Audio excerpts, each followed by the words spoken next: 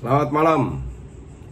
Hari ini nggak ada match yang bagus, bahkan nggak ada match Liga Inggris. Besok terakhir, jadi gue mau bikin preview 2 match yang penting, sangat penting.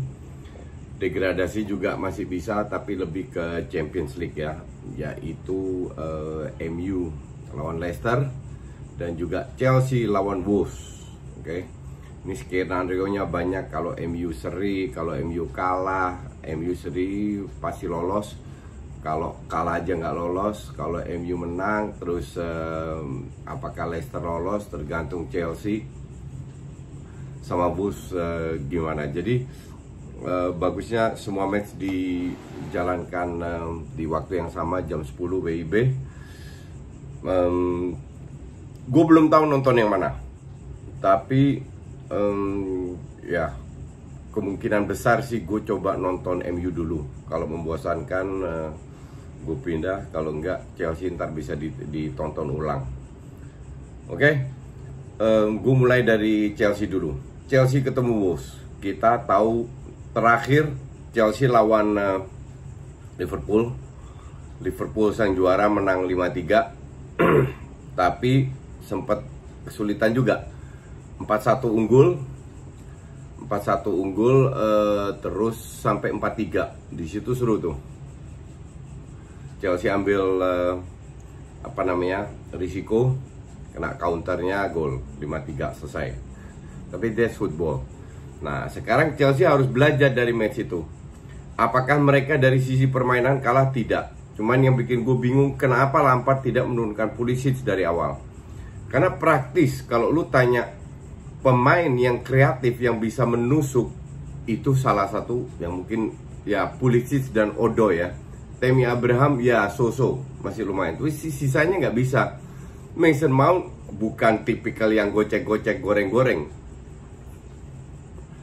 Apalagi Ross Barkley, Kovacic, Loftus-Cheek enggak. Tapi ada satu plus point, kemungkinan besar Kante turun. Gue nggak tahu apakah Kante langsung main sebagai DM atau Jorginho yang dimainkan. Gue bilang kalau Kante sudah fit, dia harus main. Entah sebagai attacking midfield, entah sebagai DM. Oke. Karena kalau lu ngandelin Ross Barkley sama Loftus-Cheek ya goodbye aja lah. Ini kita lihat di depannya. Sebenarnya gaya permainan Chelsea nggak jauh beda. Yang jadi masalah kan belakang. Mau main 3 back, mau 4 back, sebagai pelatih lu frustrasi juga ya. Kalau gue bayangkan kalau gue Frank Lampard, lu dapet kena blunder defense lu kayak begitu, lelet, salah passing ini itu, ya mau gimana ngomongnya coba. Sekarang dia stuck dengan center back ya itu aja. Kalau nggak Christensen, Rudiger atau Zuma. Belum tuh Muriado, itu lebih parah lagi tuh. Kemarin Rudiger yang sama Zuma yang diturunkan, gue sih asli deg-degan lihat belakangnya Chelsea itu. Cuman ya nggak ada pilihan. Nah, yang jadi masalah kan Wolves itu selalu ngandelin counter. Oke. Wolves kalah lawan Arsenal karena Arsenal bermain dengan strateginya Wolves, yaitu membangun fokus dari pertahanan ke tengah ke depan. Di situ Wolves benar-benar kesulitan karena mereka butuh space. Dengan mereka cetak gol kan lebih counter dan juga bola-bola mati. Ini harus diwaspadai oleh Lampard. Kalau gue jadi Lampard, gue akan turunkan 4-3-3. Kenapa? Karena Alonso dan Aspi itu punya speed bagus. Jadi harus bisa diantisipasi. Dibanding Reece James itu berapa kali kesalip terus sama lawan. Oke. Nah, di tengah midfielder, kalau Kante udah bisa main langsung, gua akan turunkan Kante. Atau kalau Jorginho mau, mending Mason Mount, Kante dan Jorginho. Kante ibarat box to box, Jorginho DM, Mason Mount di belakang Giroud. Di kiri gue pasang Pulisic sama Giroud, dan di kanan tetap Willian akhirnya lagi bagus. Passingnya kadang-kadang ngawur, tapi secara overall dia punya kontribusi cukup besar. Oke. Dan Wolves selalu ngandelin. Sebenarnya pemain Wolves itu kalau gue bilang biasa aja. Orang tergila-gila sama Adama Traore, gue sama sekali tidak. Coba lu lihat dia dribbling dan skillsnya itu biasa banget. Cuman dia badannya gede, jadi sangat sulit untuk diambil bolanya. Dan speednya kencang. Nah ini yang harus diantisipasi oleh Lampard, karena musim ini Chelsea terlalu sering kebobolan dengan counter attack. Nah belum juga performanya Kepa. Aduh ampun-ampunan dah. Gue nggak ngerti juga. Gue kesian sama Lampard. Maka dari itu musim depan itu harusnya datang ya. Jadi yang terjadi feeling gue, Lampard kurungkan 4-3-3. Mereka menguasai bola, tinggal tergantung skill individu. Nah pemain terutama Giroud dan Mason Mount harus bisa memanfaatkan skill individunya Pulisic atau Willian. Willian akhirnya ini bermain terlalu aman. Dia harus lebih berani bermain 1 lawan 1. Kalau enggak, Odoi masih punya skill, bisa 1 lawan 1. Di situ kalau pemain menunjukkan berani 1 lawan 1 kan selalu naik tarik 2-3 lawan. Pasti ada space yang bisa dimanfaatkan. Nah, itulah peluang Chelsea dari situ, atau dengan bola atas dengan Giroud yang cukup kuat di udara ya. Tapi secara overall gue tidak tahu apakah Lampard berani bermain frontal atau lebih hati-hati. Tapi feeling gue ya, kalau Lampard menurunkan 4-3-3, Wolves bermain seperti biasa. Lampard harus belajar dari match lawan Arsenal. Wolves lawan Arsenal tidak terlalu membabi buta. Kalau nyerang cukup 4-5 pemain depan bola, jangan 6-7 pemain. Gue rasa Chelsea bisa menang ya. Feeling gue sih ini pertandingan yang sangat penting. Harusnya pemain lebih sadar lagi bahwa kemenangan itu sangat penting. Seri itu bisa fatal kalau seri. Oke. Terus MU. Ya, MU yang jadi masalah bukan permainan.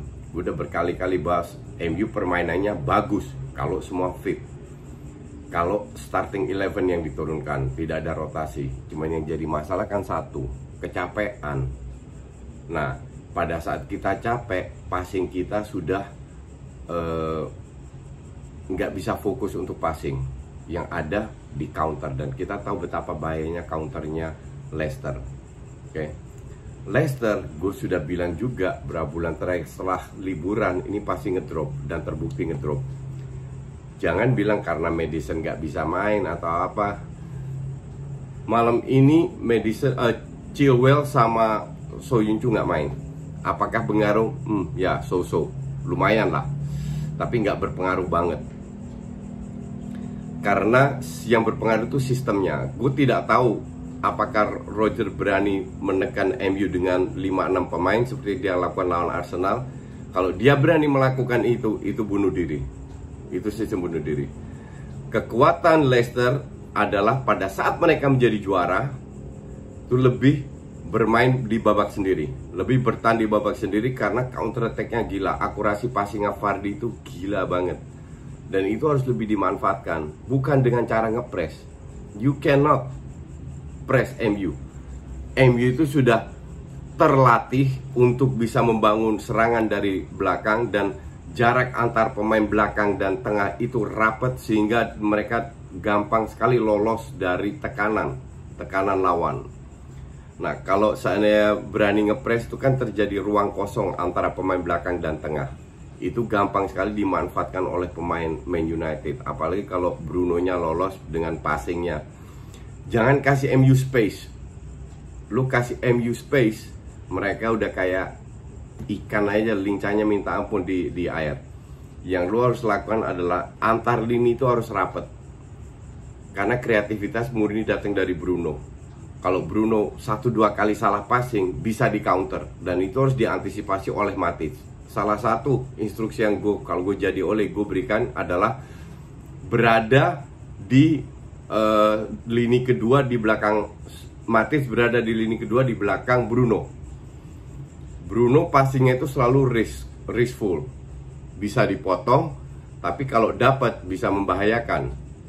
Greenwood, Martial, Rashford punya skill individu 3-3 dan bisa bekerja sama dengan Wolves dengan apa untuk bisa tembus defense-nya Leicester. Salah satu yang mendukung Leicester ya mereka punya kiper yang cukup stabil, konsisten. Dan ya Leicester nggak bisa bermain terlalu naif. Mereka harus tahu bahwa yang dihadapin adalah Man United. Oke, mereka dapat waktu seminggu untuk istirahat, MU hanya 3 hari. Ini yang jadi masalah, faktor kelelahan MU bisa dimanfaatkan nggak oleh Leicester. Karena di 4 match terakhir sudah kelihatan, di menit-menit terakhir turun babak kedua ngedrop. Pada saat ngedrop suka salah passing, dan ini yang jadi bahaya. Jadi kalau ditanya prediksi, gue nggak tahu, gue nggak bisa jawab karena gue tidak tahu sistemnya Rodgers terutama. Ole sih mainnya pasti membangun serangan dari belakang. Dengan intinya siapa namanya Matic, Maguire membantu Pogba. Kalau seandainya mereka bisa efektif, sangat mungkin MU menang. Tapi lihat faktor non teknis ya, faktor kelelahan, faktor kurang istirahat dan 4 pemain, 5 pemain Leicester nggak bisa main. Kalau gue bilang sih ya mungkin kemungkinan besar itu seri. Cuman ya lengah sedikit lu bisa selesai. Kalau belakang blunder lagi, Lindelof, Maguire bisa selesai. Kalau De Gea blunder lagi bisa selesai. Jadi hal-hal kayak gitu nggak bisa kita prediksi. Tapi bayangan bermainnya sih udah kira-kira tahu. Feeling gue sih Rodgers nggak berani kayak lawan Arsenal ngepres, tapi lebih bermain di babak sendiri. Dan MU itu harus lebih berhati-hati. Kalau Rodgers ngepres, kemungkinan besar MU menang. Oke, itu aja dulu. Nanti kita ketemu hari Senin lagi. Thank you.